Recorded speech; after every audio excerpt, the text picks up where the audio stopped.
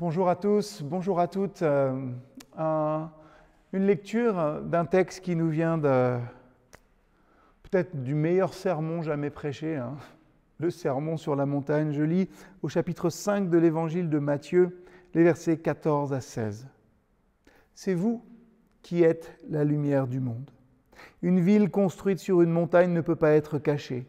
On n'allume pas une lampe pour la mettre sous un seau. Au contraire, on la place sur un porte-lampe d'où elle brille pour tous ceux qui sont dans la maison. C'est ainsi que votre lumière doit briller aux yeux de tous, afin que chacun voie le bien que vous faites et qu'il loue votre Père qui est dans les cieux. Quand Jésus est venu sur terre, il a dit « Je suis la lumière du monde ». Parfois, les chrétiens essayent d'être tellement des lumières qu'ils apparaissent plutôt comme un projecteur qu'on vous braque dans les yeux. J'ai peut-être été comme ça, Je le suis peut-être encore, parfois, je m'excuse. Vous savez, on donne des arguments difficiles à comprendre, mais on pense qu'ils sont très intelligents. On donne des arguments à entendre juste pour prouver qu'on a raison, ou alors, plus souvent encore que toi, tu penses ça, mais tu as tort. Quelles que soient les conversations, on aime bien glisser un petit mot et souvent, ça coupe court à la discussion plus que ça ne la nourrit, plus que ça ne la rend constructive. J'espère ne pas vous avoir choqué en disant cela, mais je précise. Il y a une différence entre une lumière qui illumine et une lumière qui éblouit. Le Christ le rappelle dans ce passage de Matthieu. Nous pouvons illuminer le monde par notre amour, rendant ainsi plus facile pour les gens de trouver leur chemin dans le noir. Quand on illumine notre quotidien, quand on illumine notre entourage, le petit monde dans lequel Dieu nous a placés, alors nous devenons une bénédiction, un don pour les gens qui vivent autour de nous. Nous sommes de véritables encouragements. Je me livre encore. Il y a un point commun à beaucoup, pour ne pas dire toutes mes photos d'enfants. Et peut-être que vous partagez ce point commun avec moi. C'est une grimace. Alors cette grimace, elle est caractéristique. Photo de classe, grimace. Photo de famille, grimace.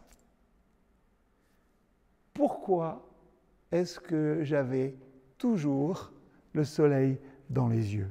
J'aurais dû sourire simplement comme cela pour faire une belle photo. Et je grimace comme ça à cause de l'éblouissement. Je ne vois même plus le photographe. Il y a une différence entre illuminer et éblouir. Quand on est tellement fort, tellement intrusif, on aveugle les personnes autour de nous et ultimement, on agit comme un repoussoir. Vous savez ce que je faisais juste après cette prise de photos dans mon enfance? Soit je fermais les yeux en les frottant, voilà, comme ça, parce que j'avais mal aux yeux, soit carrément, je détournais le regard et je tournais le dos au photographe, à la lumière, au soleil qui m'éblouissait. Nous pouvons être une lumière, nous pouvons illuminer et ne pas éblouir. Quand Jésus dit qu'il est la lumière du monde, c'est pour illuminer les ténèbres de son amour, pas pour que tout le monde tourne la tête. Mon rêve, ce matin, que nous soyons tous et toutes, que vous soyez, de là où vous regardez cette vidéo, des lumières qui illuminent la vie des autres. Je rêve que nous soyons une église qui illumine sa ville par son amour. Réfléchissons à notre intensité.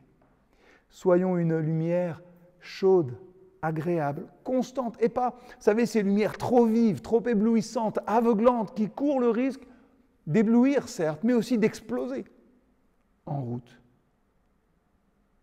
Laissez-moi terminer par 2 questions, 2 défis peut-être. Qu'avez-vous fait cette semaine qui a montré aux autres l'amour de Dieu? La deuxième, vous l'avez deviné, qu'allez-vous faire cette semaine pour montrer aux autres l'amour de Dieu. À bientôt.